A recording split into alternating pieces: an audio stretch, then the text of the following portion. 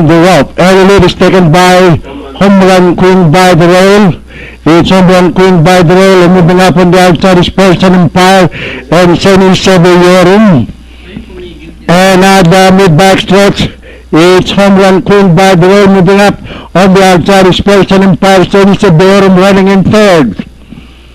And at the part turn, it's Home Run Queen leading the field by a length and a half, followed by Person Empire and Sunny Severorum moving up on the inside, and Panama King now closing in fourth.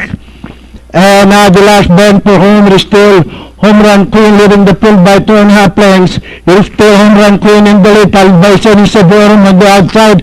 On the further outside is Panama King.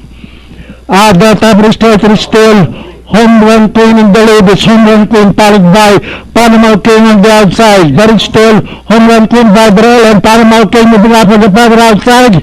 It's still Home Run Queen and Panama King on the outside. It's Home Run Queen, Panama King. And finally on the fourth line, Panama King, Home Run Queen, Sunny Severorum, Person Empire, Congregation. 4-1-2-5-3 unofficial order of arrival. Only the second choice number